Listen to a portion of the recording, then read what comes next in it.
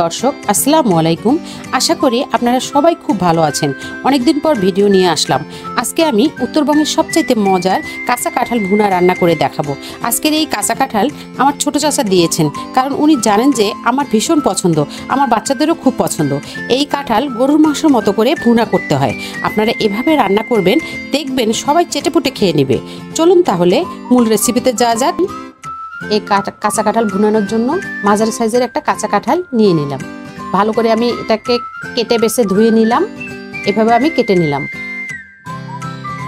স্বাদ মতো আমি লবণ দিয়ে নিলাম, কাঁচা মরিচ দিয়ে নিলাম,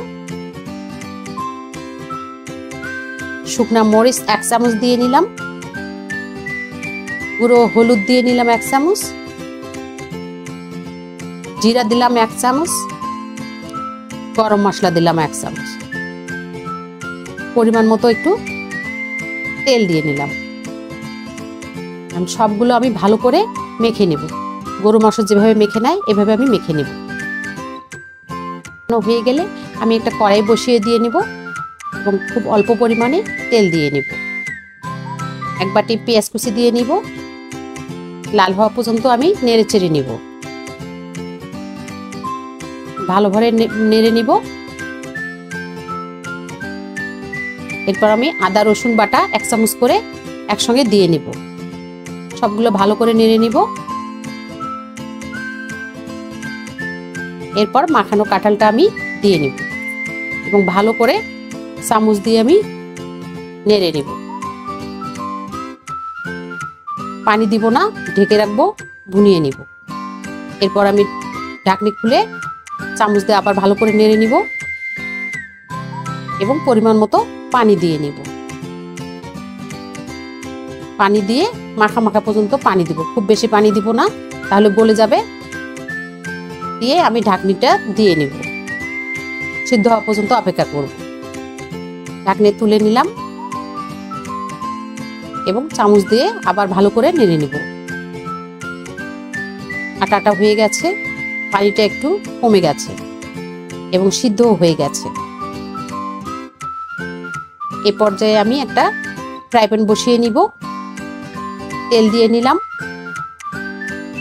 পেঁয়াজ কুচি দিয়ে নিলাম,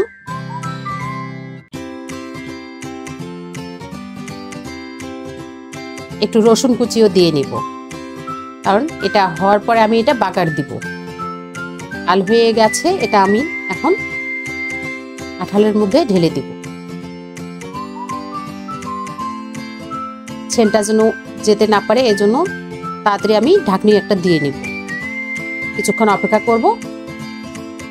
এরপর আমি রাঁধুনি মশলা দিয়ে নিব, ধনিয়া গুঁড়ো দিয়ে নিব, গরম মশলাও একটু দিয়ে নিব। সবগুলো কিন্তু আমার মশলা ভেজে গুঁড়ো করে নেওয়া। এভাবে কাঁচা কাঁঠাল রান্না করলে অত্যন্ত টেস্টি হয়। ছোট বড় সবাই খেতে খুব পছন্দ করে। তো তৈরি হয়ে গেল আমার ভীষণ সুস্বাদু কাঁচা কাঁঠাল ভুনা। এই কাঁচা কাঁঠাল ভুনা আপনারা ভাত দিয়েও খেতে পারেন, তবে আমরা এটা এমনি ভুনা খেতেই বেশি ভালো লাগে। ভিডিওটি ভালো লাগলে লাইক, কমেন্ট ও শেয়ার করবেন। আপনারা এখনও যারা আমার ইউটিউব চ্যানেলটি সাবস্ক্রাইব করেননি, প্লিজ আমাকে সাপোর্ট করে হলেও সাবস্ক্রাইব করুন। ফেসবুক পেজটি ফলো করুন।